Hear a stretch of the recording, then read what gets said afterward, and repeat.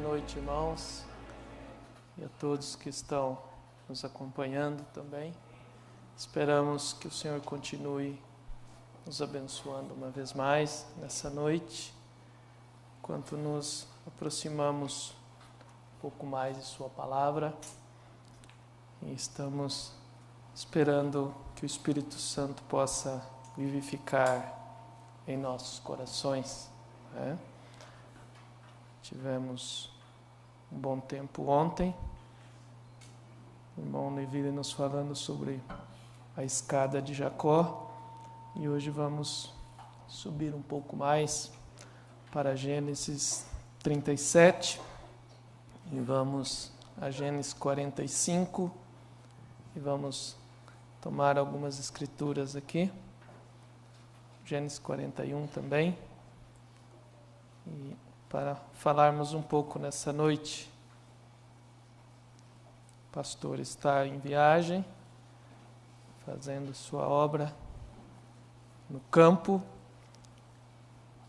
então estamos aqui nessa noite para vos falar.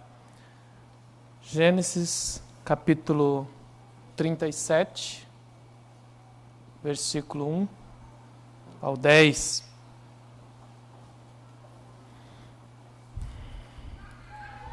E depois Gênesis 41 também e Filipenses também. Essas três escrituras. Vamos então a Gênesis 37. E Jacó habitou na terra das peregrinações de seu pai, na terra de Canaã.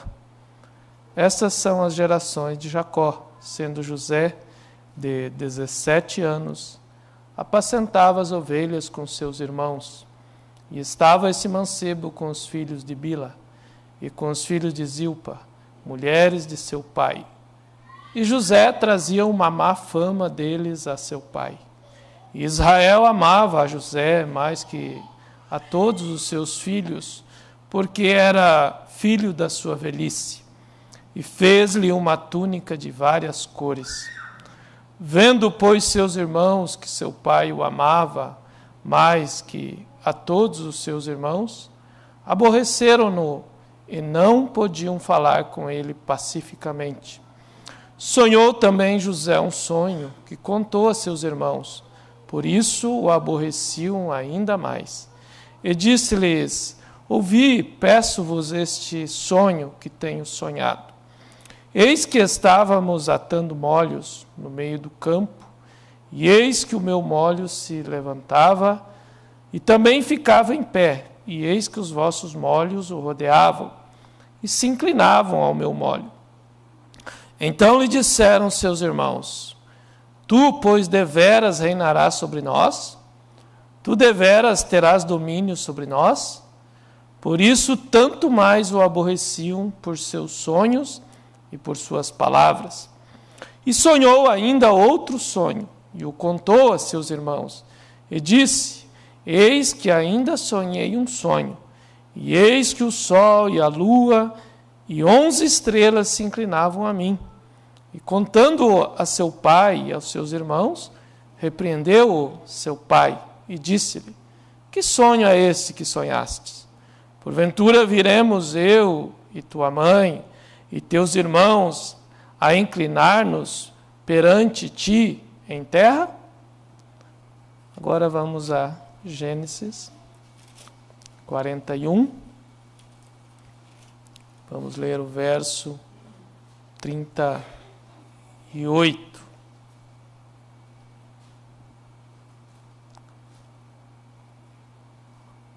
Ao 45. E disse Faraó a seus servos: acharíamos um varão como este em quem haja o Espírito de Deus? Depois disse Faraó a José: pois que Deus te fez saber tudo isto, ninguém há tão entendido e sábio como tu. Tu estarás sobre a minha casa, e por tua boca se governará todo o meu povo. Somente no trono eu serei maior que tu.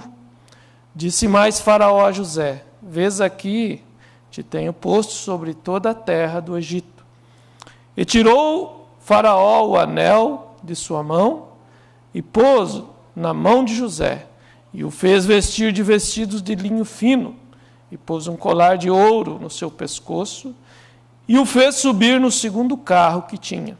E clamavam diante dele: ajoelhai. Assim o pôs sobre toda a terra do Egito. E disse Faraó a José: eu sou Faraó, porém sem ti ninguém levantará a sua mão ou o seu pé em toda a terra do Egito. E chamou Faraó o nome de José Zafenate-Peneia, e deu-lhe por mulher a Asenate, filha de Potífera, sacerdote de On. E saiu José por toda a terra do Egito. Agora, completando Filipenses, capítulo 2, versículo 10 e 11. Para que ao nome de Jesus se dobre todo o joelho dos que estão nos céus e na terra e debaixo da terra, e toda língua confesse que Jesus Cristo é o Senhor, para a glória de Deus Pai. Vamos orar. Bondoso Pai Celestial, precioso Senhor Jesus, mais uma vez nós temos vindo à Tua casa nessa noite, Pai, nessa tarde. Os nossos esforços têm sido feitos, Pai. Teus filhos têm cantado louvores ao Teu nome, Pai. E eu creio que o Senhor tem se agradado da nossa adoração, Pai. Porque somos um povo que conhecemos o segredo da adoração, Pai. Sabemos como nos aproximar de Ti, Senhor. Sabemos que Tu aceita uma adoração que é vinda do profundo do coração, Pai. E é isso que temos feito nessa noite, Senhor. E agora estamos pedindo, Senhor, que Tu venhas mais uma vez e abençoe o nosso ajuntamento, Pai. E que a palavra possa ser magnificada entre nós, Pai, para a honra e glória do Teu nome. Amém e amém. Podeis vos assentar, irmãos.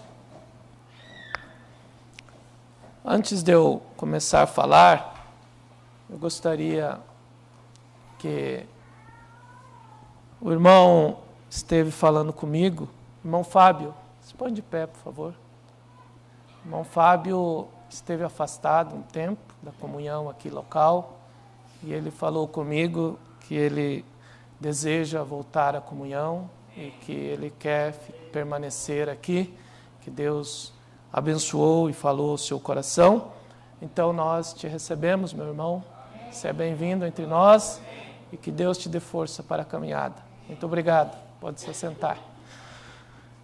É uma honra, maravilhoso quando vemos que Deus ainda chama e trata com os corações, né? Nessa noite, meus irmãos, eu quero compartilhar com vocês algumas coisas que todos nós conhecemos, porque nós somos um povo que conhecemos os segredos de Deus, visto que eles foram revelados. Então, estamos certo que estamos falando a um povo que conhece da palavra de Deus, né? E eu quero falar um pouco nessa noite sobre a história da família.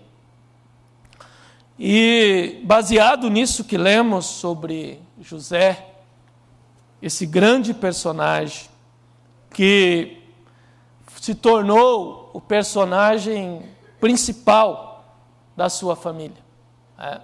Ele foi o ator principal, o personagem principal da sua família terrena aqui. E aquilo, aos olhos humanos, certamente parecia algo que não tinha muito...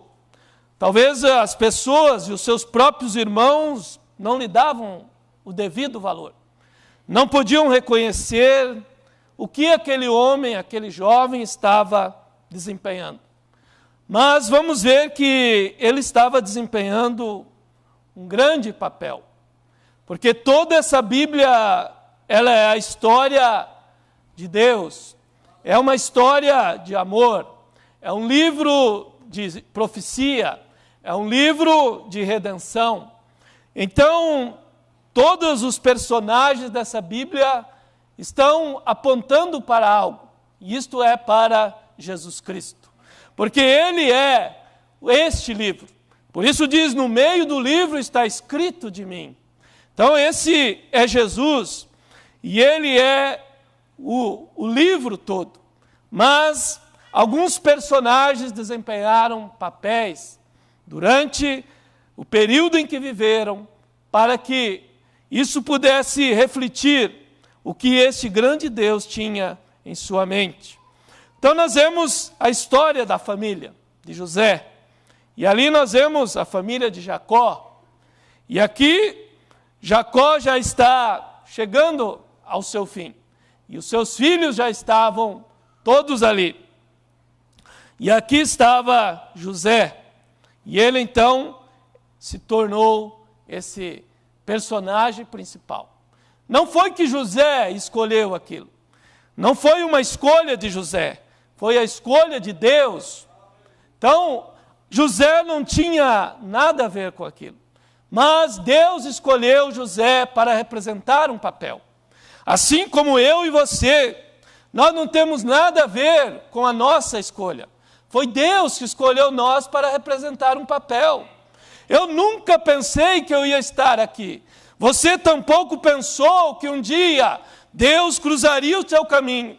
Deus revelaria a mensagem para você. Deus mostraria o seu plano para este último dia. E você olha e você vê bilhões de pessoas ao redor da terra. E você às vezes se olha e diz, Senhor, por que eu? Por que tu escolheste a mim? Oh, irmão, não foi você nem eu. Foi Ele que escolheu a você. Foi Ele que escolheu a mim. Então, se Ele escolheu a mim e a você, em retribuição a essa escolha, nós simplesmente devemos amá-lo. Nós simplesmente devemos fazer o melhor para servir a Ele. É o máximo que nós podemos fazer, porque Ele deve ter visto algo em você. Ele viu algo em nós, por isso Ele nos elegeu. Ainda antes que houvesse o mundo, ainda antes que houvesse uma estrela, ainda antes que houvesse um átomo, lá nos seus só Ele em seus pensamentos, Ele começou a desenhar o quadro da redenção. Ele começou a desenhar toda essa Bíblia aqui, primeiro esteve em sua mente. E então Ele começou a desenhar esses personagens. Começou a pensar em tudo isso. E ali, quando Ele pensou em José, Ele pensou em cada personagem da Bíblia, mas Ele pensou em você também. Ele sabia que você estaria vivendo nesse tempo, e que no tempo final, um dia você ouviria a sua voz, e um dia você creria na sua palavra, e um dia você aceitaria caminhar nos seus caminhos. Ele sabia que embora você fosse rebelde como o filho pródigo foi, mas ele sabia que um dia você retornaria.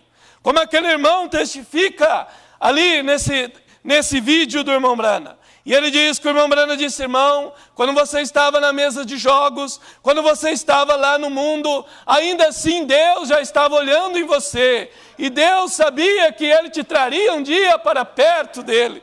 E é isso, irmão, que Deus fez conosco. Ele nos olhou quando nós não éramos dignos de ser olhados. Mas Ele olhou para você e para mim e disse, eu te escolhi. E você vai vir para mim, e não há demônio que vai poder segurar a você. Por isso, um filho de Deus, não há demônio que pode manter ele afastado de Deus. Vai chegar uma hora que o poder de Deus vai baixar naquele coração, e os poderes do pecado serão rompidos naquela vida, e Deus vai resgatar aquela alma, porque se nós estamos no livro da vida do Cordeiro, irmão, então nós somos a vida do Cordeiro. Nós somos os genes dele, e então não tem como ele negar os seus genes, não tem como eu negar os meus filhos, porque eles são meus genes, e Deus não pode negar os seus filhos, porque eles são os pensamentos dele, e ele pensou em mim e pensou em você. E por isso é que nós estamos aqui nesse tempo da tarde, quando os nomes estão sendo chamados, e você ouviu o seu chamado, e você está aqui para ser aperfeiçoado, porque é uma história de família que Deus está levando a cabo nesse dia. E então, José foi esse personagem principal. Jesus foi o personagem principal de toda a Bíblia. Não de uma família natural agora. Jesus é o personagem principal de toda a família no céu e na terra. Porque toda a família no céu e na terra leva o seu nome. Então José apenas apontava para ele. Mas ele é realmente o verdadeiro José. José era um tipo, mas o verdadeiro José, a perfeição, é o Senhor Jesus Cristo. Então, uma família natural, ela tipifica a família espiritual. O natural aponta para o espiritual. Por isso nós vemos o paralelo entre José e Jesus. Nós vemos que aos 30 anos, José começou a reinar, né? Jesus, aos 30 anos, começou o seu ministério. Nós vemos que José teve uma noiva gentia. Assim, depois que os seus irmãos o rejeitaram e o venderam, então José toma uma noiva gentia. Jesus, da mesma maneira, quando ele veio para os seus e os seus não o aceitaram. E ele foi vendido também, como José foi vendido pelos seus irmãos. Jesus foi vendido por um dos seus irmãos, por 30 peças de prata. José foi levado à cadeia, ao calabouço, e ali José interpretou o sonho, e um morreu e o outro foi salvo. Jesus também foi levado à cruz, e um à sua direita foi salvo, e à sua esquerda se perdeu. Então tudo isso José estava representando. José é levado lá na cadeia, mas um dia ele foi lembrado dele. Jesus foi levado à sepultura, e por 3 dias ele esteve ali. Mas um dia, na manhã da Páscoa, havia uma escritura que dizia: não deixarei a sua alma no inferno, e nem o seu santo verá a corrupção.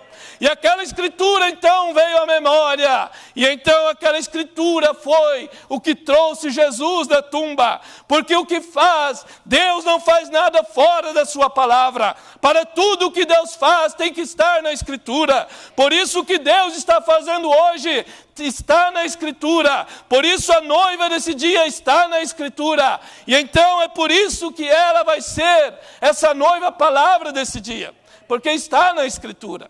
Foi Deus que escreveu sobre ela.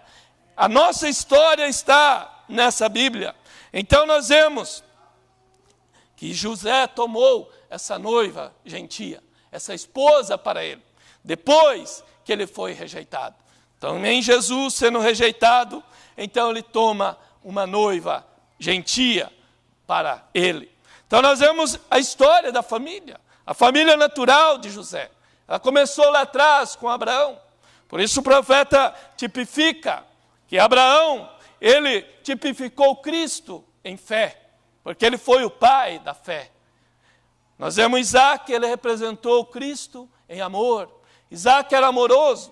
Isaac amava a Esaú, embora Esaú não fosse a escolha de Deus, mas Isaac estava representando Cristo ali, ele tinha um amor, porque Deus amou o mundo de tal maneira. Deus amou a todos, e não há ninguém hoje na terra, não importa se ele é um filho do diabo, Deus não quer que ele se perca, Deus ainda ama a todos. E então Isaac representou Cristo em amor. Nós vemos que Jacó representou a graça de Deus, foi a graça de Deus para Jacó. Não havia nenhuma possibilidade para Jacó, mas Deus queria mostrar que não é a possibilidade do homem, não é os méritos do homem, não é a bondade do homem, mas é a graça soberana dele que abre caminho para nós. Então Jacó não tinha nada de bom dele, tudo era mal em Jacó, mas a graça de Deus proveu o caminho para Jacó. E Deus então cruzou o caminho de Jacó. E no final da sua história, ele encontra pessoalmente com Deus. Ele tem um encontro com um poderoso anjo. E aquele anjo poderoso muda a vida de Jacó. Jacó, ele agora se torna um príncipe com Deus. Mas na mente de Deus, quando Jacó nasceu, ele já era um príncipe com Deus. Mas demorou muitos anos para que aquilo que Deus tinha pensado de Jacó chegasse a ser manifestado. Irmão, às vezes demora muitos anos para nós manifestarmos o que Deus pensou de nós. Mas se Deus pensou que nós vamos ser uma noiva perfeita nesse dia, que você vai ser um filho dele, vai chegar uma hora que você vai manifestar o que Deus pensou de você. Chegou uma hora que Jacó simplesmente expressou o que Deus já tinha escrito a respeito dele. Então, nós vemos isso. Mas quando chegou em José, então ele era a perfeição. Porque ele era o tipo perfeito de Cristo. Então, o Espírito de Deus se aperfeiçoou em José. Não era que José tinha nada a ver com aquilo, a não ser a escolha de Deus para José. Então José representou a perfeição, né? Então nós vemos que essa obra-prima de Deus, que foi mostrada nos patriarcas, que chegou a José, que foi o quarto estágio, e ele foi a perfeição. E então nós vemos que agora, nesse dia, por isso o irmão Brana fala sobre isto, na mensagem Restauração da Árvore Noiva, e ele vem mostrando sobre como que Deus começa novamente a restaurar essa obra-prima dele, né? Através de 4 mensageiros. Porque foram, agora ouçam atentamente, não percam isso agora, houve 4 mensageiros que morreram. Sim, não é isso certo? Houve 4 que destruíram aquela árvore. Foi a lagarta, o gafanhoto, a locusta e o pulgão. 4 mensageiros do demônio de Roma, dogmas, matou aquela árvore que tomou o seu fruto. Outro tomou sua casca. Correto? 4 mensageiros de dogmas mataram a árvore. Tudo exceto a raiz. Os 4 mensageiros de morte mataram a árvore. 4 mensageiros de vida restauram a árvore. Veja que no final da 4ª era, aquela árvore noiva ficou simplesmente as raízes lá embaixo.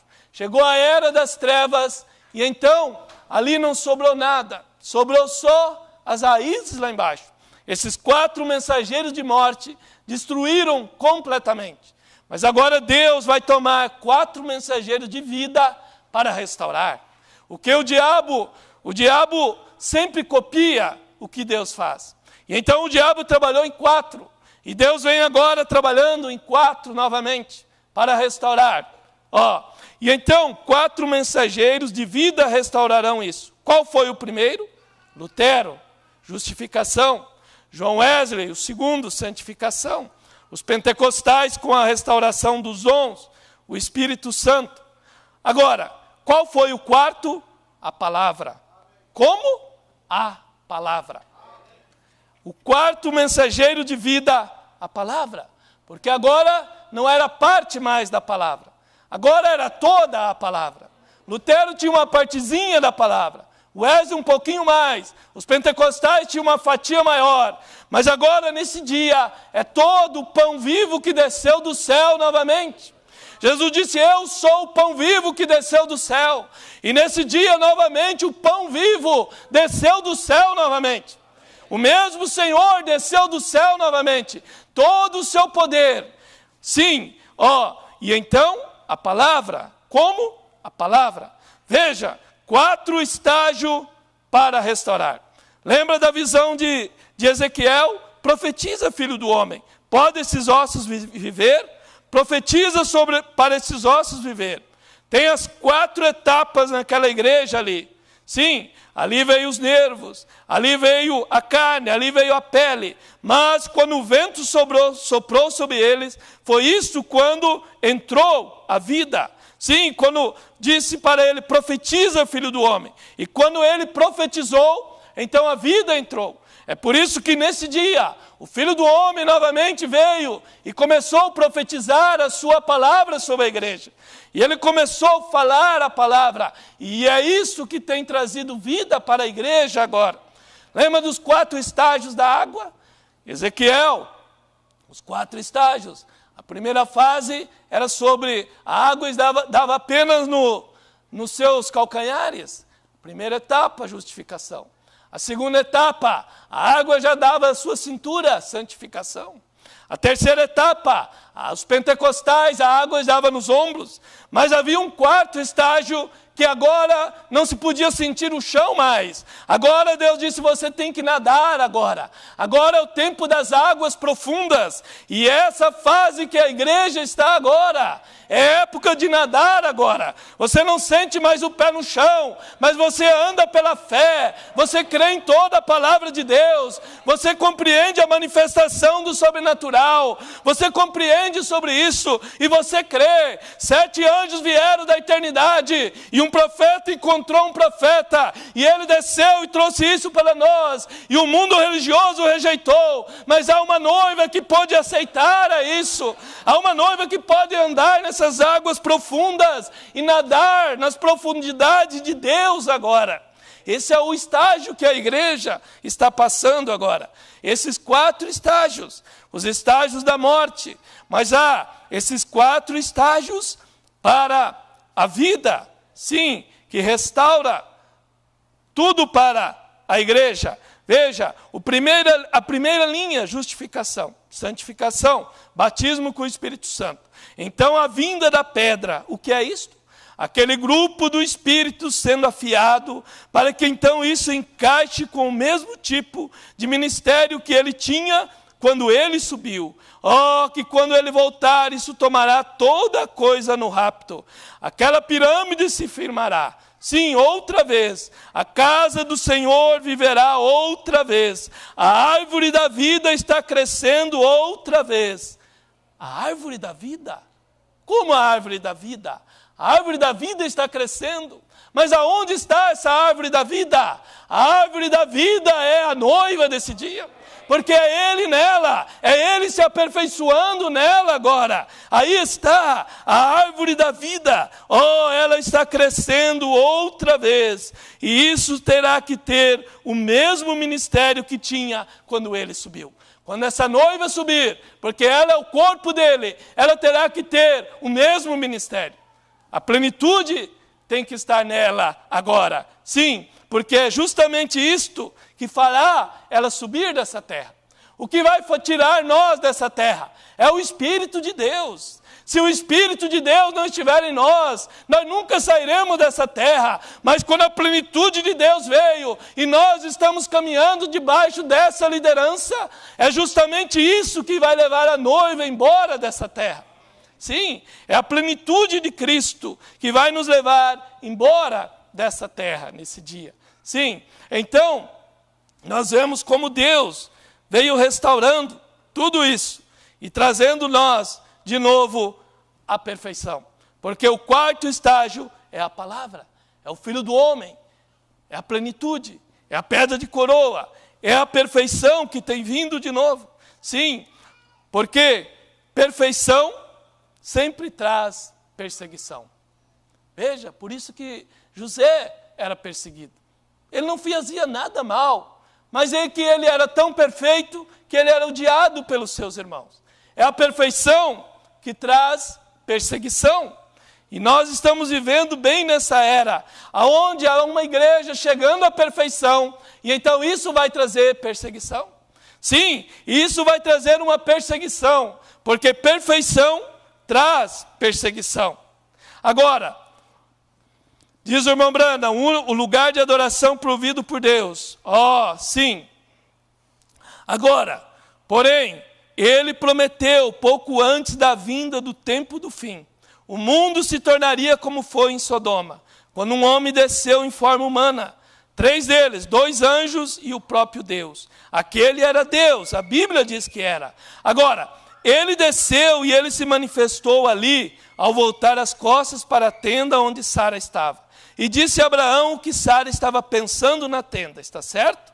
Agora, o próprio Jesus disse, no dia que o Filho do Homem estiver se manifestando. Em outras palavras, o Filho do Homem, o ministério do próprio Jesus Cristo. Por isso Jesus disse, hoje vocês falam contra mim, e vocês me chamam de Belzebu, e vocês chamam eu de príncipe dos demônios, de filho legítimo, e ele diz, eu vos perdoo.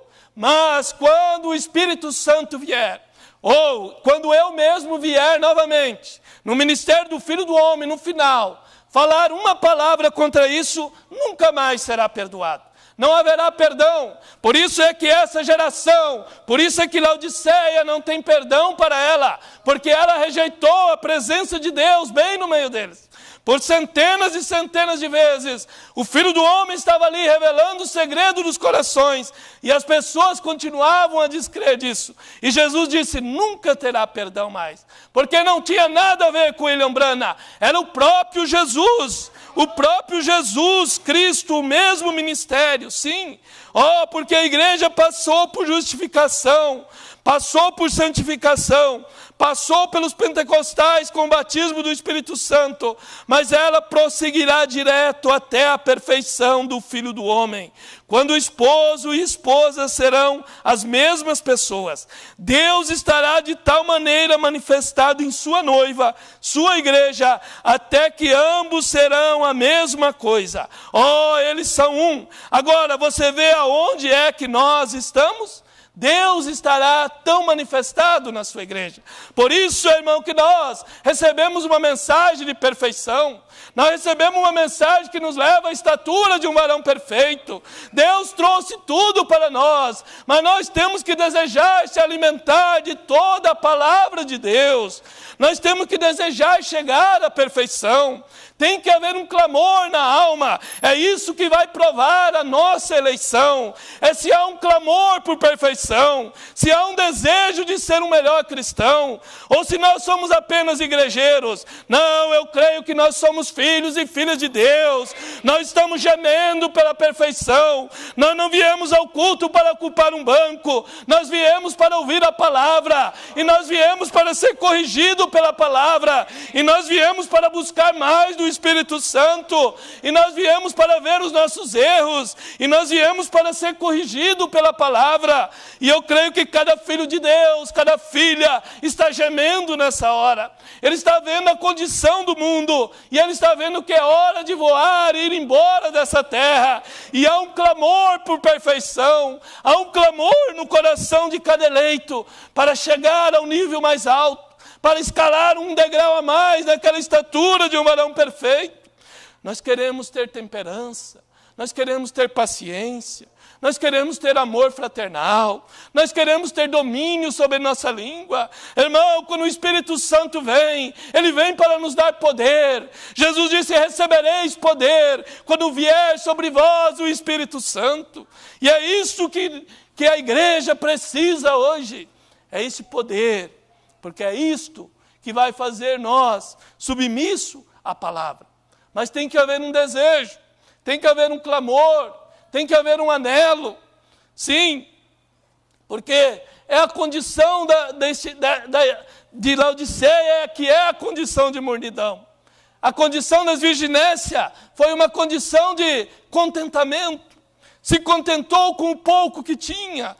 Eu fui salvo, graças a Deus. Mas, irmão, a igreja, a noiva, ela não recebeu uma mensagem só de salvação. Ela recebeu uma mensagem de perfeição. É uma mensagem de rapto. É uma mensagem de estatura de um varão perfeito. E então, a virgem prudente, ela não estava satisfeita. Ela estava sempre querendo mais. E um verdadeiro filho de Deus, ele sempre quer mais. Eu quero mais de Cristo. Eu quero mais da sua presença. Eu quero mais da sua vida em mim. Eu quero tanto poder até o ponto em que eu possa me parecer com Jesus. Até o ponto que a minha palavra, até o ponto que a minha vida, até o ponto que a minha maneira de agir, até o ponto que as pessoas possam olhar e ver que nós somos diferentes. Porque Jesus disse, se a vossa justiça não exceder dos fariseus, de maneira alguma entrarei no reino dos céus. Então, é um tempo de perfeição, meus irmãos. É um tempo maravilhoso, mas é um tempo que a noiva está em desespero. Sim, a noiva está vigiando a si mesma. Um filho de Deus, ele está cada dia querendo chegar mais perto de Deus. E então nós vemos que o Espírito de Deus, ele se aperfeiçoou em José. Esses 4 mensageiros de morte mataram. Os 4 de vida, Deus veio restaurando. Por isso os 4 primeiros selos, é o cavaleiro, é Satanás. Ele cavalga nesses 4 poderes. E ele veio destruindo. E então vem o 5º selo. E esses 4 selos têm a ver com as 7 eras da igreja. Isso tem a ver com a noiva durante essas 7 eras. O 5º selo tem a ver com Israel. O 6º selo tem a ver com Israel e com o povo gentil. Porque ele já se abriu para Israel. Já trouxe uma perseguição para eles. Já empurrou eles para a terra. E agora ele vai culminar na grande tribulação aqui para os gentios. Mas então nós temos o 7º selo.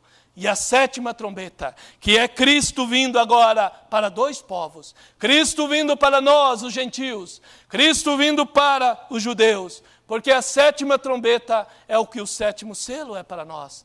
O 7ª trombeta é Moisés e Elias, dando a conhecer Cristo. O 7º selo, o ministério do Filho do Homem, um profeta, nos dando a conhecer a palavra desse dia. Então, nós estamos chegando ao final da nossa história. Então nós vemos como Deus se aperfeiçoou em José. E quando chegou Jesus, então aquilo que era apenas uma sombra dele, ali estava ele. O próprio Deus, a perfeição. Então esse é o tempo que Deus está levando a sua igreja a essa perfeição. Esses 40 anos não está fora do plano de Deus, não, tudo está corretamente, os ponteiros estão marcando tudo certo. O rapto não vai acontecer nem um segundo antes nem depois da hora prevista. Tudo está no plano de Deus. Deus está levando todo esse tempo para levar nós ao lugar que nós devemos estar, a uma plataforma de rapto, a chegar a uma estatura de um varão perfeito. Ele não podia nos levar quando nós começamos lá atrás. Mas agora, durante esses anos de caminhada, agora Deus está aperfeiçoando a sua igreja agora. Nós estamos chegando, como aquele menininho, ele não conhecia ele todo. O que ele via era um pequeno espelhinho que seu pai tinha em cima de uma árvore pregada, e ele subia naquele toco, e ele olhava, e ele via só o seu rosto. Era tudo o que ele podia ver. Mas um dia, diz o irmão Brana, ele foi a uma cidade. E ali havia uma grande casa. E havia um espelho enorme na parede. E ele começou a se entreter por ali. E ele começou a brincar. E quando ele olhou aquele espelho, ele viu um menino de corpo inteiro ali. E ele nunca tinha se visto daquela forma. E ele começou a fazer sinal para aquele menino.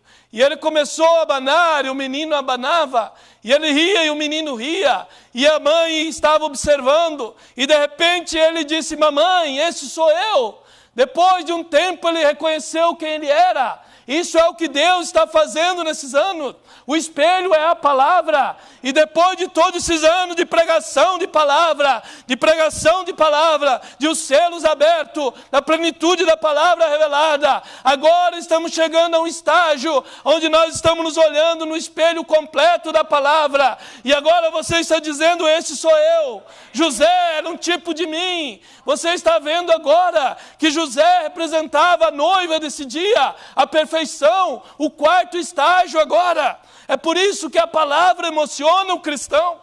Eu lembro quando eu era uma criança e meu pai lia a Bíblia nos dias de chuva, na roça não se podia trabalhar, e ele lia a Bíblia, e eu me lembro tão vivamente um dia ele lendo a história de José, e aquilo me encantou tanto, eu sentia vontade de chorar, me emocionou quando ele leu a história de José, e eu não entendia porquê, era algo que me alegrava, mas hoje eu posso ver o porquê, porque aquilo estava apontando para mim. Eu sou José, você é José agora, você é a perfeição agora. Aleluia! Glória a Deus! Oh, irmão, é por isso que a palavra emociona um cristão. um dia eu ganhei um Novo Testamento, e eu comecei a ler, lá na roça, e eu comecei a ler, e algo disse em meu coração: não vá mais à igreja católica, isso é errado. E eu simplesmente abandonei aquilo, e algo disse dentro de mim: você tem que ser um crente na palavra. E a partir dali eu estabeleci no meu coração que eu seria um crente na palavra. Eu nunca ouvi falar de profeta, eu não conhecia nada da Bíblia, mas um dia eu ouvi a voz ungida do 7º anjo. Oh, irmão, aquilo fez contato com a minha alma. Quando eu li um homem enviado de Deus, aquilo fez contato com o meu coração. Eu disse: esse é um verdadeiro homem de Deus, e ele trouxe a palavra de Deus para nós.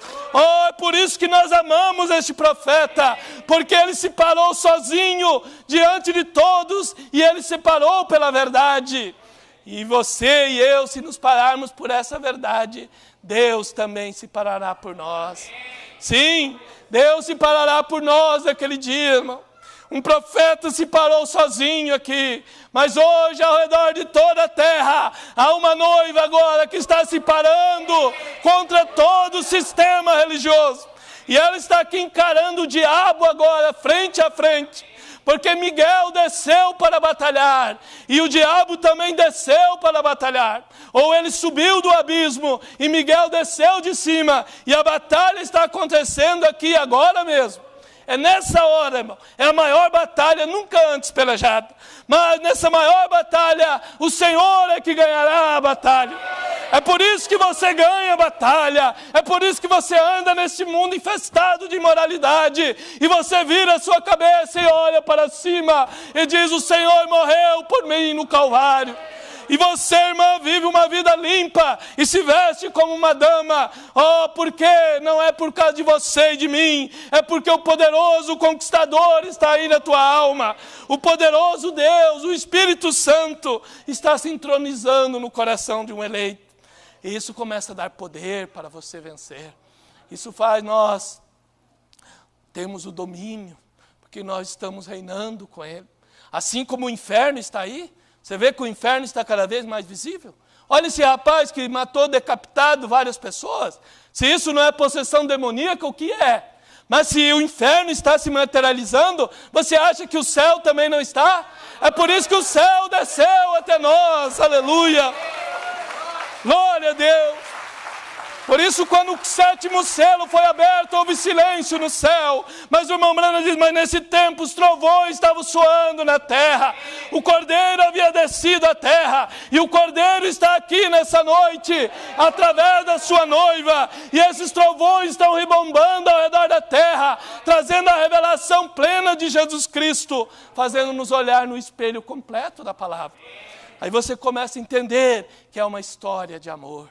É uma história de família, não é uma família natural agora, é uma família espiritual, que no céu e na terra toma o nome do nosso Senhor. Sim, então nós vemos José, ele teve essa esposa gentia, porque ele representou Cristo. Nós vemos Moisés, outro tipo de Cristo, nasceu um libertador, foi rejeitado pelo seu povo, tomou uma esposa gentia, quando ele foi rejeitado pelo seu povo, e os seus irmãos disseram: você quer nos matar, como matou o egípcio?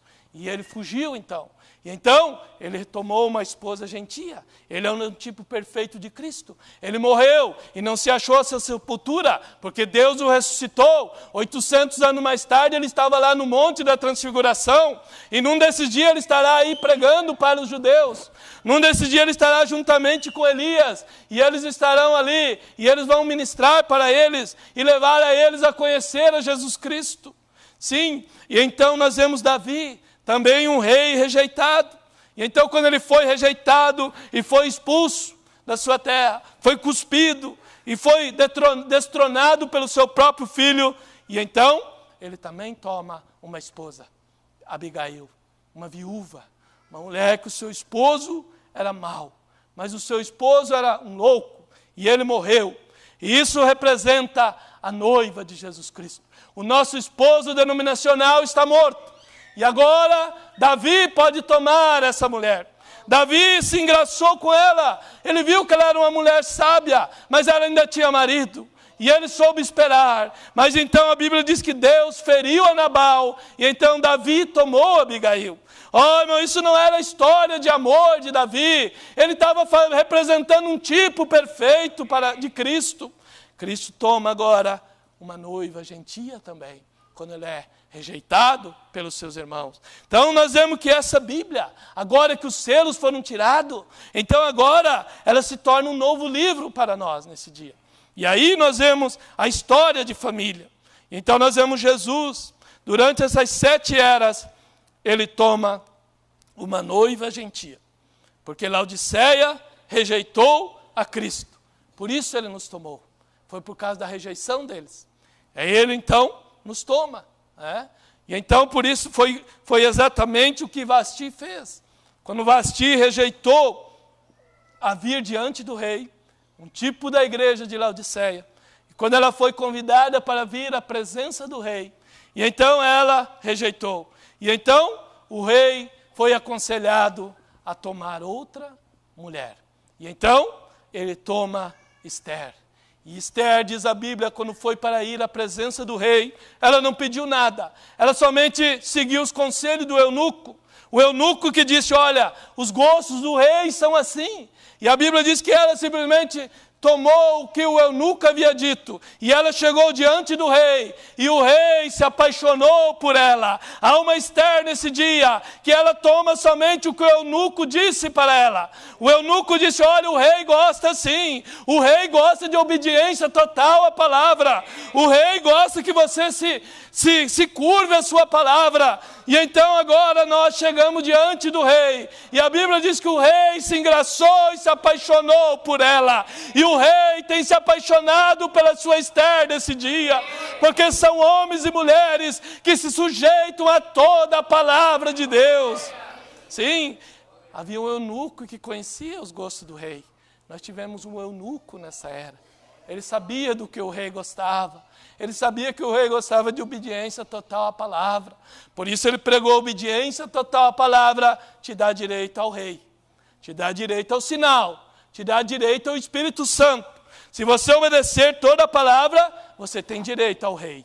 Tem direito ao Espírito Santo. A vida dele. Então nós vemos tudo isso sendo mostrado para nós. Por isso na mensagem, a obra-prima. Deixe-me tomar alguns parágrafos aqui. Diz o irmão Brana, Malaquias é para trazer de volta ao original. A noiva, ela é ferida da igreja, do corpo da igreja, ferida como seu mestre, para o mesmo propósito. E ela é a palavra. Da mesma forma que José foi ferido pelos seus irmãos, porque ele era a palavra. E Jesus foi ferido pelos seus irmãos, porque ele era a palavra. E a igreja é ferida, a noiva é ferida pela igreja, porque ela é a palavra. Então é por isso que a noiva é ferida pela igreja. Quem é a igreja? A igreja são as virgens nécias. E a noiva é a virgem prudente. Então por quem é que a igreja é ferida? A noiva é ferida pela igreja. Por quê? Porque a noiva é a palavra. Sim, a palavra vivendo e em ação. A Bíblia é a noiva, não alguma noiva feita pelo homem. A noiva Bíblia, ferida e aflita de Deus. Nenhuma beleza para que pudéssemos desejá-la. Ferida e aflita de Deus, isto é correto. Ela está sozinha. Ela é ferida por todas as denominações, de acordo com Apocalipse 3. Ela é ferida e está fora da igreja de Laodiceia, na qual ela foi criada. Sim, foi criada ali, mas agora ela foi tirada para fora, sozinha com o noivo, rejeitada pelos homens, desprezada e rejeitada pelas igrejas. A noiva se coloca dessa forma. O que é isto? É a sua obra-prima, vem? E a palavra que ele pode operar através dela e manifestar. Sim, rejeitada. Agora, o que ele disse em Apocalipse 10? O que aconteceria? Para que foi a viagem para Tucson? Para abrir a igreja. Nos dias da voz da mensagem do 7º anjo, toda a palavra de Deus seria manifestada. talo, borla e a casca estão mortos e secos. Agora, há somente uma coisa que tem que acontecer com aquilo. É ser ajuntada no Concílio Mundial de Igrejas para ser queimado. Vão ser ajuntados em feixe. Um feixe batista, um feixe metodista, um feixe pentecostal, um feixe presbiteriano, feixe católico. Todos vão ser amarrados e todos eles vão ser lançados nas trevas exteriores. Sim, só isto. A palavra tem se tornado carne, exatamente como ele prometeu em Lucas 17 e Malaquias 4. E todos vêm, isto é certo, e Apocalipse. Sim, Senhor. Então nós vemos que a história da família, ela está chegando ao seu fim agora. Porque desde Gênesis 2, quando começou a história da família aqui na terra, quando Deus deu uma esposa para Adão, e até Apocalipse 22, aí está Deus trabalhando nesse período para ter novamente uma segunda Eva agora perfeita. Nesse tempo agora, de Gênesis 2 até Apocalipse 22, por isso diz Apocalipse 22, o Espírito e a esposa dizem, vem. E todos que têm sede venham às águas da vida. Esse é o ministério da noiva agora. A noiva, o Espírito e a esposa estão dizendo, venham. Quem tiver sede, venha, porque a água da vida está aqui agora. A palavra está aqui. Esse chamado está acontecendo agora, irmão. Isso não vai ser lá, isso está acontecendo aqui. A esposa, o Espírito e a esposa dizem, vem. E todo que tem sede, vem às águas da vida. É tempo de nós virmos a plenitude de Cristo agora e nos alimentar de toda a palavra de Deus. Então é esta hora que o quadro, a história está chegando ao seu final. E Deus está escrevendo ou concluindo o que Ele escreveu já. O que Ele fez, o roteiro que Ele fez, agora Ele está só assistindo chegar ao final. Deus está só olhando e Ele deve estar tão extasiado, porque Ele está vendo que a sua noiva está realmente sendo igual a Ele. Ele está vendo como o primeiro Adão disse, essa é carne da minha carne. O segundo Adão está dizendo, essa é palavra da minha palavra. Ela realmente ama a minha palavra. E ela está se tornando eu agora. Eu sou a palavra. E eu agora estou sendo manifestado nela. Ela está se tornando a árvore da vida agora, crescendo agora. Se tornando o próprio Cristo agora, a palavra, caminhando em dois pés novamente. Irmão, isso não é palavras bonitas, isso é uma realidade do Deus vivo. Se um profeta chegou à maturidade, eu e você também chegaremos à perfeição, irmão. Deus está tirando o mundo de nós. Deus está queimando todo o pecado de nós. Deus está tirando a velha natureza de nós. Deus está tirando lasca de nós, diz o profeta. Mas num desse dia ele vai olhar e ele vai ver ela tão perfeita que ele vai dizer, fala, e ela falará, e os mortos ressuscitarão, e haverá uma subida para o lar celestial. Glória! Oh, irmão, que maravilha saber que isso não é uma história. Não é que nós aprendemos num seminário. Não, nós não fomos treinados por nenhum seminário. Nós fomos treinados pelo Espírito de Deus. Deus treinou um homem primeiro.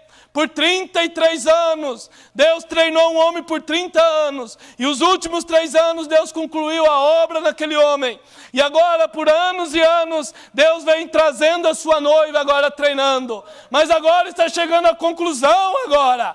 Agora essa obra-prima está chegando realmente ao lugar aonde ela vai falar. Sim, os filhos, os que morreram, estão esperando nós. Quando nós atingirmos aquela perfeição, então haverá uma ressurreição e haverá uma ida ao lar. Por quê? Porque Ele é que fez isso. Foi Ele que desempenhou, é Ele que está desempenhando. É Ele que está no alarido, é Ele que desceu para executar o alarido. E quando Ele desceu, Ele vai executar as 3 coisas. E quando Ele terminar as 3 coisas, então Ele vai embora agora e leva essa igreja embora com Ele. Sim, é Ele que está executando essas 3 coisas. Então, se Ele executou e está executando o alarido, não se preocupe. Ele executará a voz de arcanjo. E Ele executará a última trombeta. E nós iremos embora dessa terra. Sim, veja, a primeira Eva que caiu e foi usada na segunda reforma, segunda vinda, está trazendo um filho. Sim, a noiva está trazendo um filho. Se tornou a verdadeira noiva outra vez. A semente de volta com a palavra original outra vez. O alfa e o ômega são o mesmo. Sim, a noiva está trazendo um filho. Um filho que ela está concebendo. Como Sara concebeu um filho. Fora da idade. Não tinha mais. Ela estava fora da idade de gerar. A noiva recebe um filho. Está gerando um filho fora da idade. A idade é a era. Nós estamos fora da era. E nós estamos gerando um filho prometido também. Esse filho prometido está sendo gerado em cada um de nós. Por isso o irmão Branham diz, há duas igrejas grávidas agora. Uma está grávida de Satanás e vai dar à luz ao filho da perdição, que ele vai se encarnar plenamente na besta, vai se tornar a besta, a plenitude de Satanás no homem. E então há uma igreja grávida também, que vai dar à luz ao Filho prometido, e nós o encontraremos a ele nos ares. Então essas duas igrejas estão aqui agora, porque há uma igreja que concebeu agora, através da visita de Elohim, ela trouxe concepção para ela agora, nesse dia. E ela está gerando esse filho prometido. E então, agora, o primeiro ministério e o último ministério são o mesmo. A primeira mensagem e a última mensagem são a mesma coisa. O alfa e o ômega. A grande obra-prima de uma família, o segundo Adão, a segunda Eva, agora prontos para o jardim. O milênio de volta, sim, o milênio de volta à terra, aleluia, o grande escultor não os deixou ali embaixo, não, eles caíram, ele tomou o tempo como ele fez através de milhões de anos, modelando o primeiro casal perfeito, e eles caíram. E agora tem sido através de milhares de anos, e ele está moldando outra vez. E agora aqui estão eles prontos. Observe, a grande obra-prima da família. O marido e a esposa não podem ser verdadeiramente uma família, a não ser que eles sejam um. Sim, eles têm que ser um. Se eles não são, não serão uma família. Agora, a esposa puxando para um lado e o marido para o outro, isso faria uma família terrível, mas em acordo, em amor, um para com o outro, esta é a família. E agora, aquela foi a obra-prima de Deus, e as verdadeiras famílias aqui retratam aquilo, estão vendo? E agora a família, obra-prima, tem vindo outra vez, Cristo e sua noiva prontos para virem. O segundo Adão e a segunda Eva prontos para retornarem para casa. E todo o quadro tem sido redenção do que isso foi, trazendo de volta, exatamente, trazendo de volta outra vez o mesmo quadro. O segundo Adão agora resgatando essa segunda Eva. Assim como a primeira Eva foi apresentada para Adão e ela não conhecia nada do que estava ali. Porque ela veio de um mundo sobrenatural para um mundo natural. E agora ela estava ali sem conhecer o que era aquilo. Mas Adão já estava aqui por muito tempo. E já tinha nomeado todos os animais. E então quando Eva dizia a Adão, o que é aquele animal de cabeça e pescoço enorme? Adão dizia, querida, esse é a girafa. O que é esse animal com essa juba enorme? Querida, esse é um leão, pode acariciá-lo, ele é manso. O que é aquele animal tão lindo, todo cheio de manchas pretas e bolas? Ela dizia, aquele é um tigre, aquele é uma onça. E ele podia descrever para Eva tudo o que estava ali, porque ele já tinha conhecimento daquilo. E é isso que o segundo Adão tem feito nesse dia. Nós viemos de um mundo pecaminoso, nós viemos de denominação, nós viemos de sem conhecer a Deus. Veio como eu, como um católico, mas o segundo Adão, no ministério do Filho do Homem, desceu e começou a revelar para nós a nossa origem. Começou a revelar que Deus é um, começou a revelar que o batismo é no nome de Jesus Cristo, começou a revelar que Ele enviaria um profeta nesse dia, começou a revelar o mistério do 7º selo para nós, começou a revelar o plano da redenção durante as eras, começou a trazer isso para nós. E então, como Eva dizia, oh, que coisa maravilhosa, e ela ficava extasiada, e assim está a noiva nesse dia, quando os selos foram abertos, a noiva está extasiada, porque agora Ele revelou o seu coração para a sua amada, agora Ele não esconde mais nada de nós, todos os seus segredos, diz o irmão Brando, Ele está sussurrando os seus segredos para a sua esposa agora, não para as namoradeiras, não para os sistemas. Ele não sabe nada, mas há uma noiva, uma esposa, que está vindo a uma intimidade com Ele, e ela conhece tudo. O primeiro Adão revelou tudo para Eva, o segundo Adão revela tudo para nós agora, e então nós voltamos para o Éden restaurado. Aquilo que eles usufruíram lá, o segundo Adão e a segunda Eva restaurada vão usufruir tudo aquilo de novo. Oh, essa é a história da família. É uma história de família. É uma história de redenção. Sim, a história de família. Ela começou lá com o casamento, não foi? Termina com o casamento aqui em Apocalipse. A história do diabo não começou com o adultério lá da serpente? Termina em adultério aqui. Por isso você vê que o adultério, como está nesse dia? A imoralidade. Porque o diabo iniciou lá em adultério e termina em adultério. Mas Deus começou em casamento e termina em casamento. A união invisível da noiva, pronta para ir ao lar, a ceia das bodas do Cordeiro. Oh, é o quadro da redenção. É a história de família sendo revivida agora. O que foi apenas em sombras, agora é em real. Agora está concluindo essa grande realidade, as infalíveis realidades desse Deus vivo, né? Sim, prontos para retornarem para casa agora, para o milênio. Mais um pouco aqui, a obra-prima, diz o profeta. Agora, um dia eu estava passando e um ministro passava com um colarinho virado e ele disse: por que é que você está sempre berrando com as pessoas? Ele disse: essas pessoas creem que você é um servo de Deus, você tem que ser educado e dócil para com eles e tudo mais. E disse: cada vez que eu vejo você levantar, você está gritando com as mulheres sobre os seus cabelos e sobre usar short, maquiagem, todas essas coisas. E gritando com as pessoas. E eles dizendo quão frio e formais e indiferentes elas são. E ele disse: por que você faz isto? Disse: essas são pessoas que te amam. Como pode você ser amado, um amado filho de Deus, e fazer uma coisa como esta? O evangelho da serpente. Ali estava o evangelho da serpente. Mas aqui havia um profeta que conhecia o evangelho da serpente. E olha o que ele disse. Eu pensei: Senhor, deixe-me responder a esse homem de uma maneira inteligente. Simplesmente me deixe respondê-lo de algum modo que fosse fazer com que ele se enforque com a sua própria corda. E eu disse: Senhor, você alguma vez já leu sobre o grande compositor chamado Beethoven?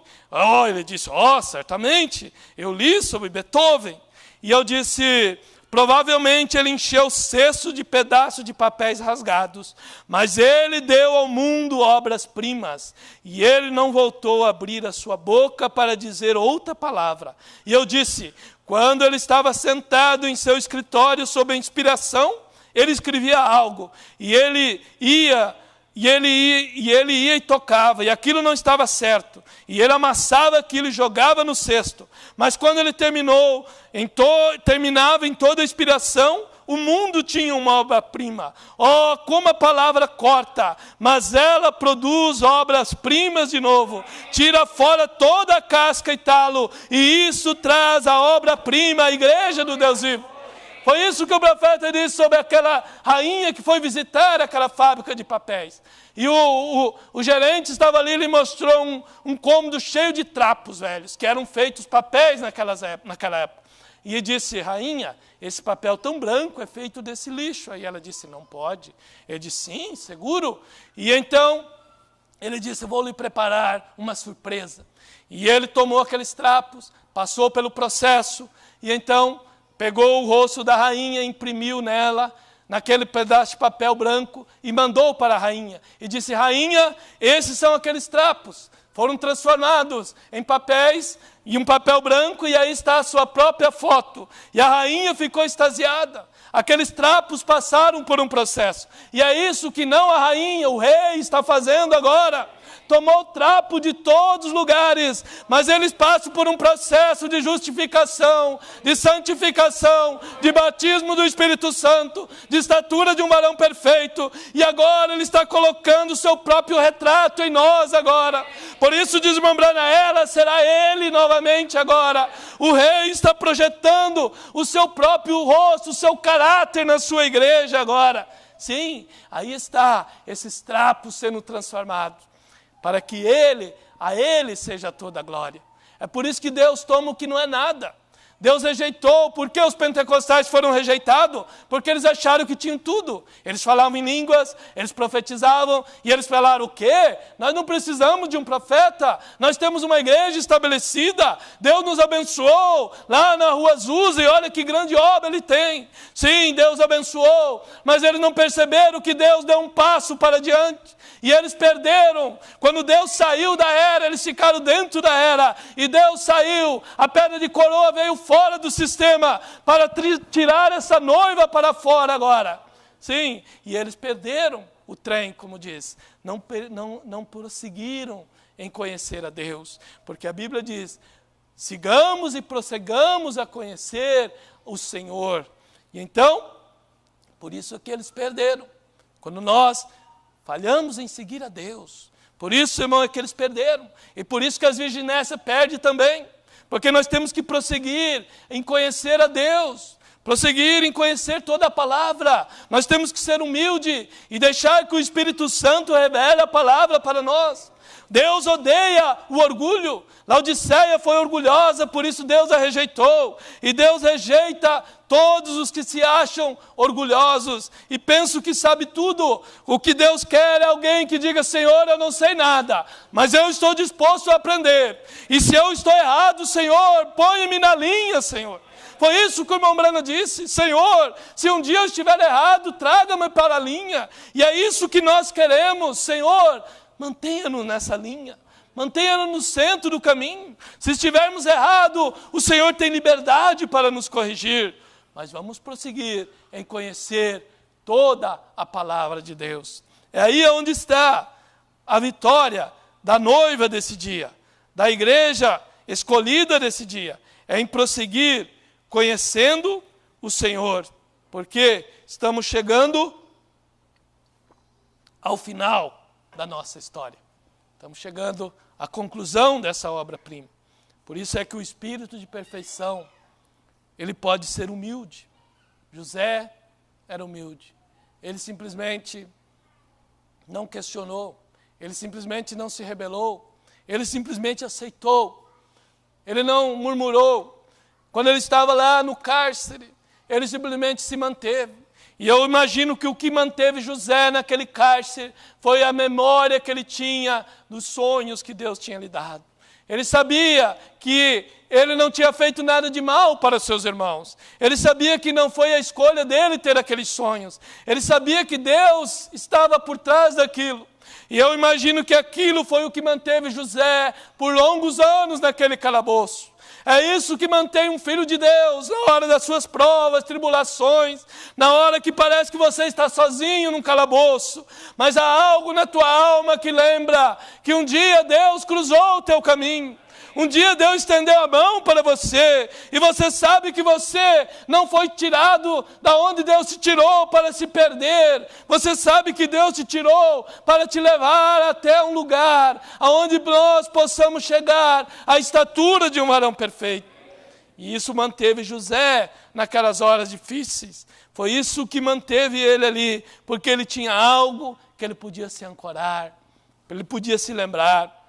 Sim, e isso é o que é o espírito de perfeição. Ele pode chegar a ser humilde, e ele pode chegar ao poder, e ele não se jactancia. Ele não se enaltece, ele não se incha. Não, um verdadeiro espírito de humildade pode chegar ao poder. E é isso que a noiva está chegando agora. Ela está chegando ao poder. Sabia que a noiva está chegando ao poder?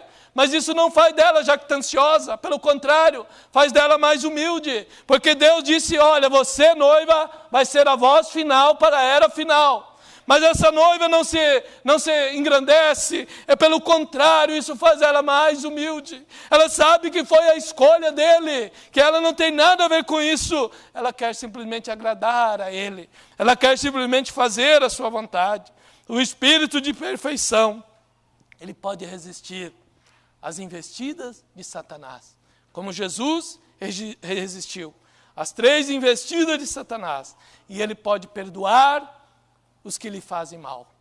Ele simplesmente pode perdoar todos os seus inimigos. Esse é o espírito de perfeição. Esse é o espírito da noiva.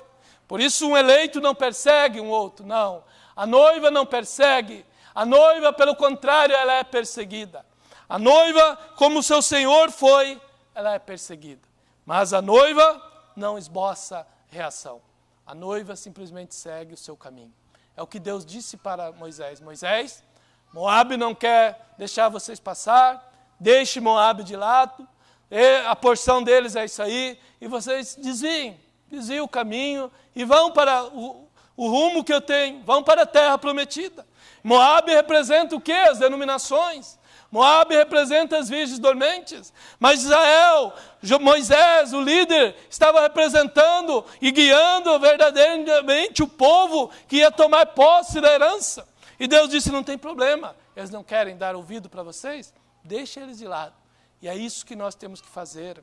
Nós temos que seguir o nosso caminho. Cada um seguiu o seu caminho. E Israel passou, cortou volta e foi embora. E tomou a herança, a possessão da terra. E é isso que a noiva está suposta a fazer. É chegar a essa humildade. Onde esse manto, como Jacó fez um manto de 7 cores, de várias cores, e eu creio que deve ser 7 cores, porque aquilo representa o arco-íris, aquilo representa Cristo, aquilo representa as 7 virtudes, e Jacó, representando a Deus, coloca as 7 cores ali em José, José representando a noiva, coloca aquela túnica nela. E é isso que Jesus está fazendo conosco. Ele está colocando essa túnica de 7 cores, 7 virtudes do Cordeiro, levando nós à adoção plena, levando nós à estatura de um varão perfeito. Ele está colocando em nós a revelação desses 7 selos, a revelação desses 7 trovões, a revelação das 7 eras. Deus está equipando essa noiva agora com essa túnica de 7 cores. E então, isso está adornando a essa noiva agora. Somos os trabalhadores dessa hora 1/10, né? Somos os que estamos sendo pagos por aquele mordomo. Quer ver? Lucas 12, 40. Havia um mordomo ali. Diz, portanto, estai vós também apercebidos, disse Jesus, porque virá o Filho do Homem a hora em que não imaginais. E disse-lhe Pedro, Senhor, essa parábola, dizes essa parábola a nós ou também a todos? É só para nós ou isso aplica-se a outros? Né? E disse o Senhor, qual é, pois, o mordomo fiel e prudente, a quem o Senhor pôs sobre os seus servos, para lhes dar a tempo a ração? É uma pergunta, qual é esse mordomo? E aí Jesus diz, bem-aventurado aquele servo, a quem o Senhor, quando vier, achar fazendo assim. Em verdade vos digo que sobre todos os seus bens o porá. Se ele achar aquele servo fiel e prudente, fazendo assim, então ele poria sobre todos os seus bens. E Deus, nessa era, achou um servo fiel e prudente. Quando ele veio no monte pôr do sol, ele achou um servo que estava ali fiel e prudente. Havia reparado o altar, havia pregado contra Jezabel, havia condenado o sistema religioso. E ele achou que ele estava na sua posição. E então, agora ele colocou sobre todos os seus bens. E esse mordomo fiel teve a missão agora de distribuir todos os bens para nós. Tudo foi colocado sobre ele.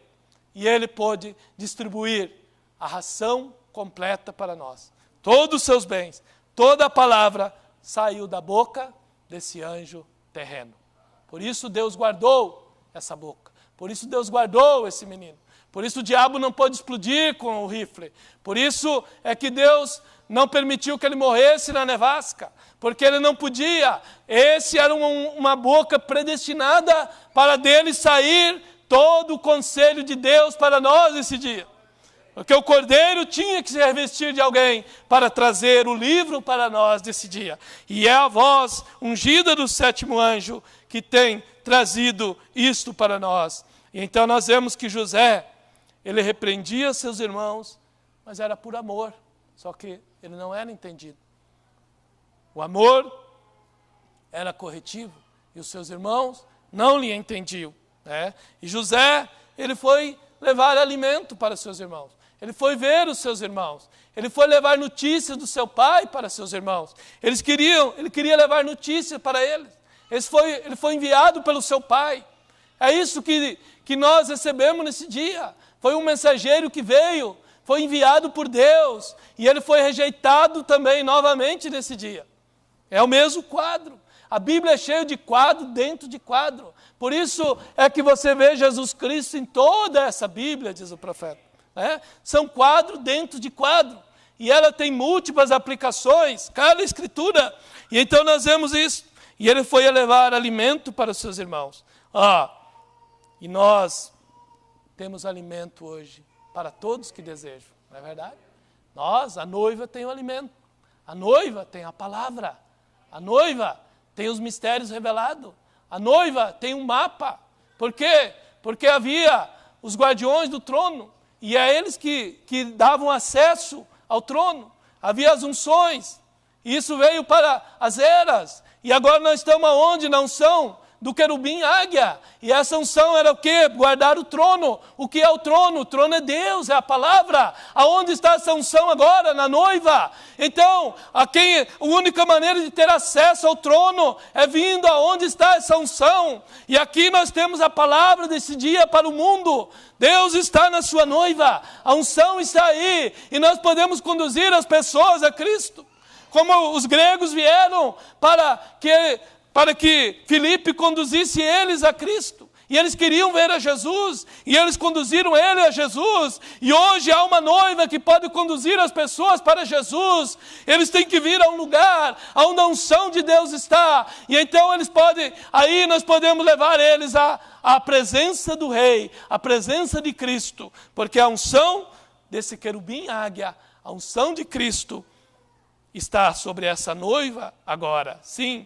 Então, nós vemos isto, que essa semente é a única que pode se reproduzir. Por isso que durante as eras, eles morreram. Lutero era apenas as duas folhinhas que saiu. Veio Wesley, era apenas o talo. Veio os pentecostais, era apenas a casca. Mas agora é a semente novamente. Eles eram portadores da vida, cumpriram o seu papel. E todos os verdadeiros luteranos estarão lá, os verdadeiros metodistas estarão lá, os verdadeiros pentecostais da sua era estarão lá.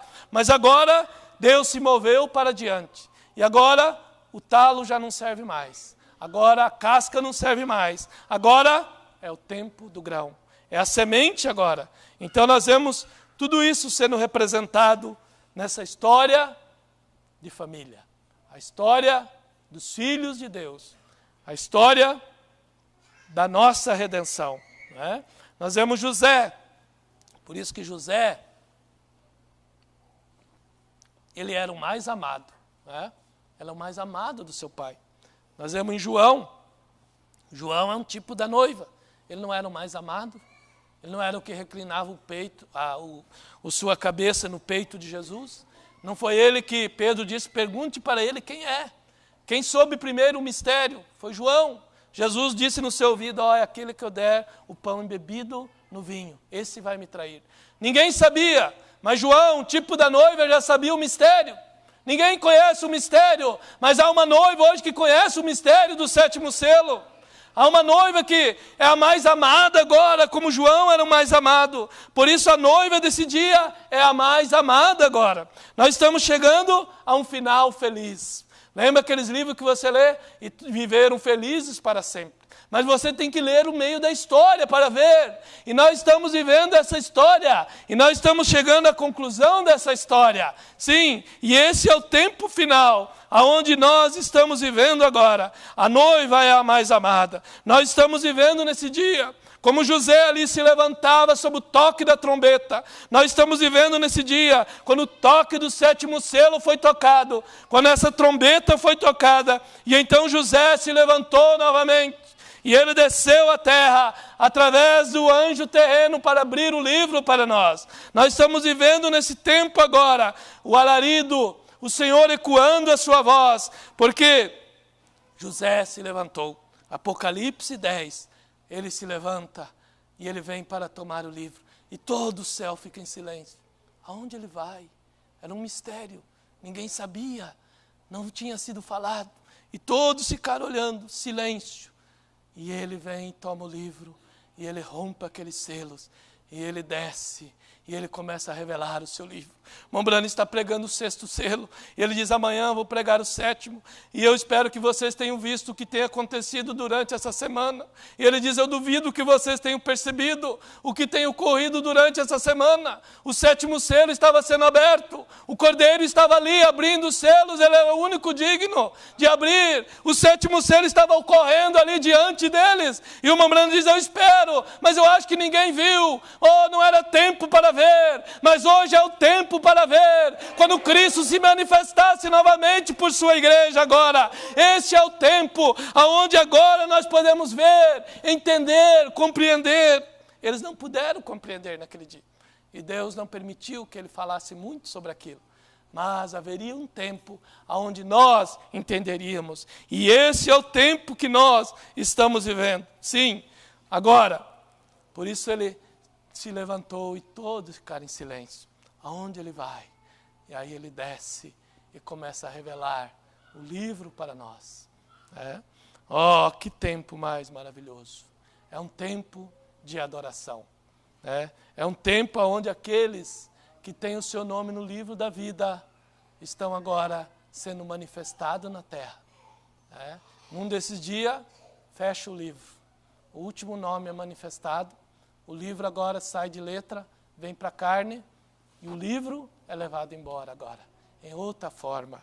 Oh, Deus não mudou de forma, como diz o hino, né? É assim? Deus apenas mudou de forma, não é verdade? É Deus mudando de letra para carne agora. O livro sendo comido por essa noiva desse dia. E agora, mais umas aqui, já estou indo para o final. A obra-prima de Deus identificada. Talvez, eles dizem, Billy, você perdeu a sua mente. Não. Eu estou identificado com ele em seu ministério nesse dia. Glória a Deus. Estou identificado com ele para a libertação nesses últimos dias. Confio ser parte dessa grande noiva que virá um desses dias. Eu deixei minha igreja para vir e me identificar com um bando de santos roladores. Eu sou um deles. Estou identificado com eles. E eles dizem, Billy, você perdeu a mente. Talvez eu tenha perdido, mas eu encontrei a mente de Cristo. Encontrei sua palavra, encontrei sua presença. Encontrei que ele é o mesmo ontem, hoje e eternamente. Não importa o que alguém pense a respeito disso. Sou eu quem tenho que fazer minha identificação. Estou identificado com ele pela palavra de Deus que ele disse. Vocês sabem, o velho perito violinista, certa vez, vocês já ouviram essa história. Tinha um velho violino e ofereceram em leilão. Queriam vendê-lo e ninguém o comprava. E disseram, quem dará $1? Quem dará $1,50? finalmente, dou-lhe uma, dou-lhe duas, $1,50. E finalmente um homem de cabelo grisalhos, saiu de audiência, vocês conhecem a história, apanhou e disse, deixe-me tocá-lo. Pôs um pouco de resina no seu arco e tocou algumas notas e as pessoas começaram a chorar. As lágrimas começaram a escorrer dos rostos dele dessa maneira. E quando o fizeram, o leiloeiro o apanhou novamente e disse, quem fará uma proposta? E dali veio $1.000, $2.000, $5.000. Qual foi a diferença? O perito, aquele quem conhecia, aquele que o construiu, ele sabia como extrair dele o que estava nele. E enquanto tentamos tirar nossas igrejas dos credos e denominações, nós nunca o faremos. Deixe que o perito construtor da raça humana, o qual fez o homem à sua própria imagem, o qual está identificando para si uma noiva para a mesma coisa, deixe que seu movimento de arco do Espírito Santo mova essa palavra em seu coração uma vez.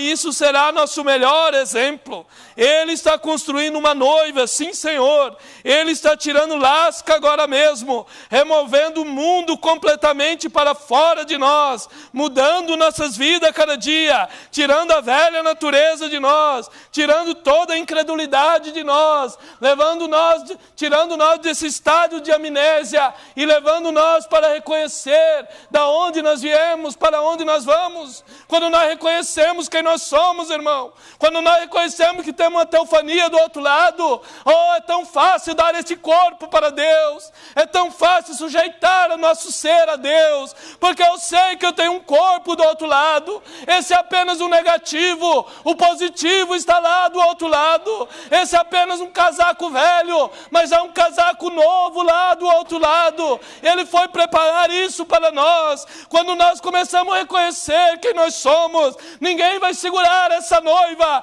porque ela está sabendo quem ela é agora, ela está reconhecendo quem ela é agora. Os selos foram para isto, para mostrar para a noiva a redenção e mostrar quem ela é nesse plano de redenção, mostrando o seu lugar, o seu posicionamento. E é isso que Deus está fazendo.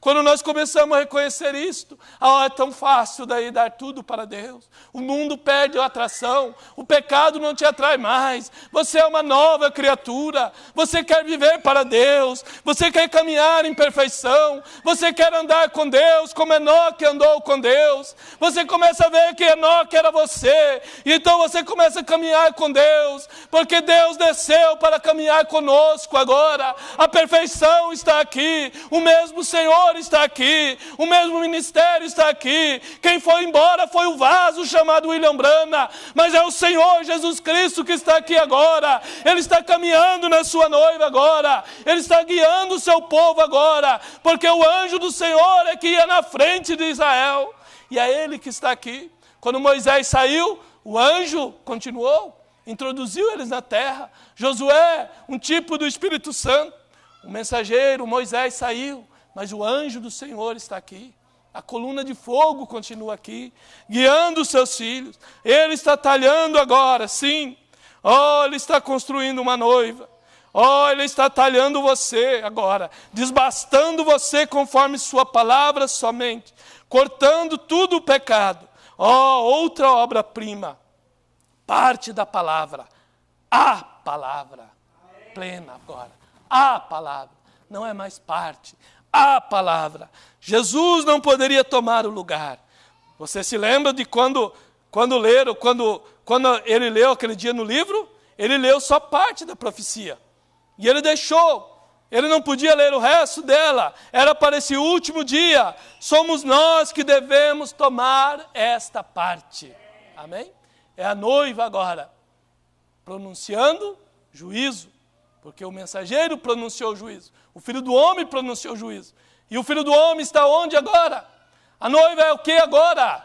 A noiva é a voz final. A noiva está debaixo do ministério desse sétimo anjo. Então, era Cristo nele, é Cristo na noiva agora. Por isso, diz o irmão Brana, nós devemos tomar esta parte agora. Sim, ser lavrado de qualquer outro tipo de forma não funciona. Você tem que ser lavrado da palavra. O mundo cortado de você e apenas deixar só a palavra viver em você. O grande escultor está contando que você esteja disposto a permanecer e ter a si próprio moldado, a semelhança do seu requisito. Que sua palavra requer. Sermos tosqueados, como o irmão Brano encontrou aquela ovelha aquele dia. E ele disse que ela estava enroscada naqueles fios, e ela estava se sentindo tão dependente. E ele tomou aquela ovelhinha em seus braços, e ele tirou ela daquela condição. É isso que Deus quer conosco. Ele quer tosquiar de nós todo mundo. Uma ovelha, você põe ela e você tosquia ela completamente. Deus quer tosquiar de nós completamente todo mundo fora de nós. Que nós possamos ser ovelhas para que Ele possa tosquiar. E se há uma coisa que eu quero é, Senhor, tosquia-me nessa noite.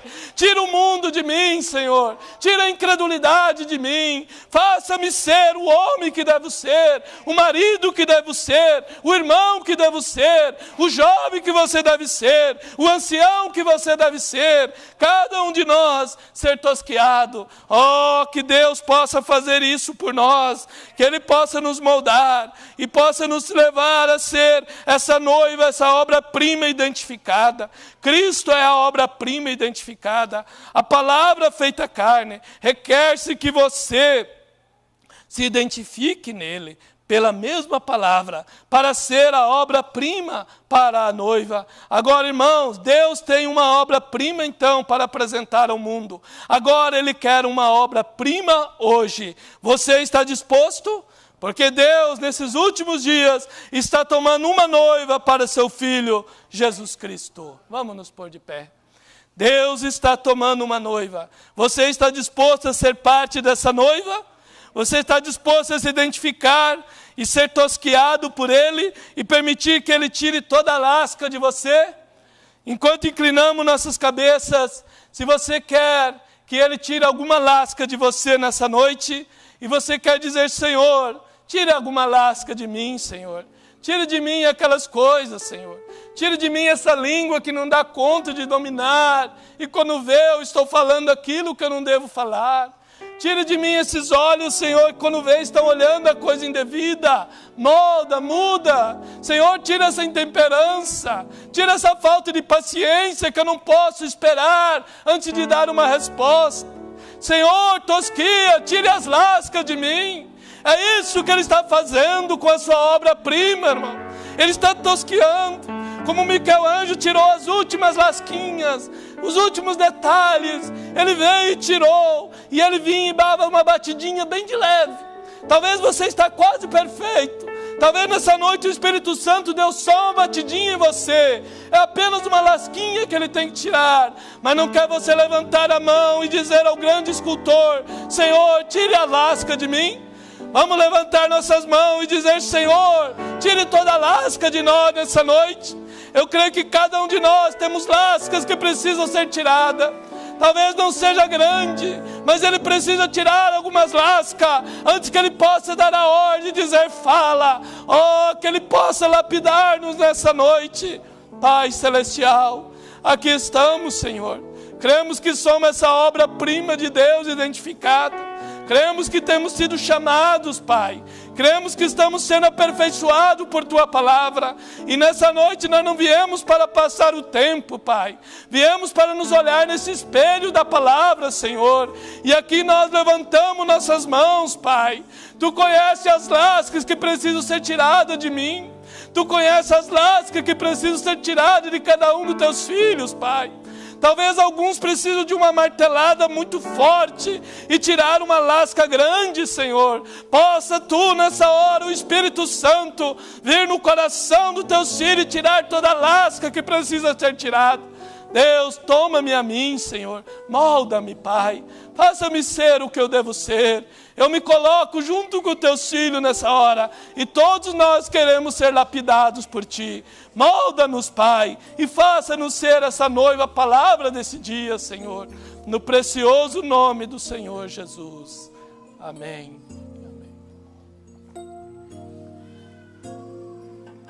Vamos cantar.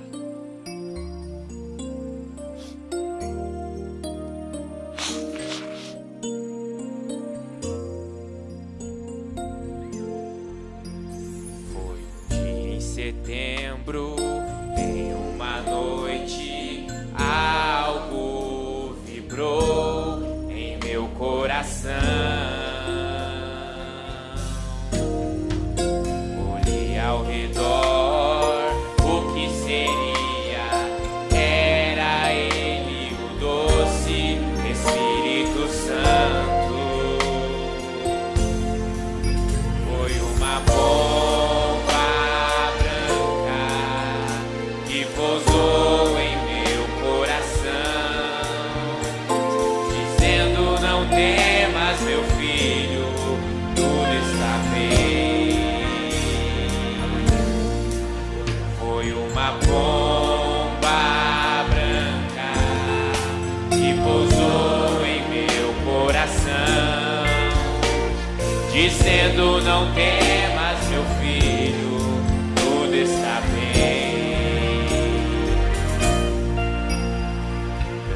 Era escuro, nuvens sombrias, até um novo dia nascer em meu coração. Uma mensagem de graça, conforto e paz, trazendo um fim a toda a minha aflição. Foi uma bomba que pousou em meu coração, dizendo: não temas, meu filho, tudo está bem. Foi uma bomba branca que pousou em meu coração, dizendo: não temas, meu filho, tudo está bem.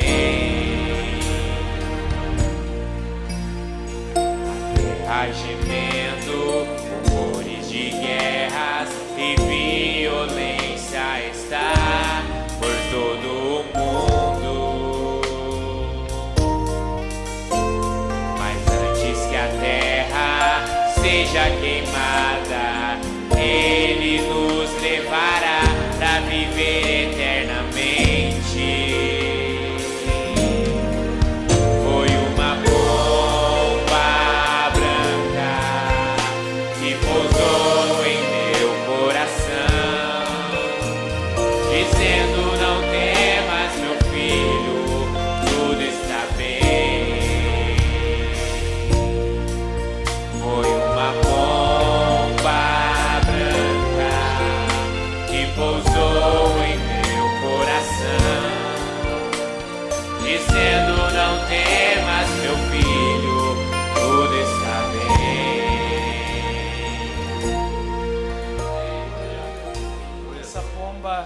Bem pousado em nosso coração. Amém? Apenas vamos cuidar para não espantá-la. Diz o irmão Brana, quando damos um rosnado de lobo, então a pomba alça voo e fica lá esperando a nós nos arrependermos para ela voltar. Mas eu creio que nessa noite nós temos nos arrependido dos nossos pecados e estamos desejando essa pomba para nos guiar, né? A pomba guiando a águia.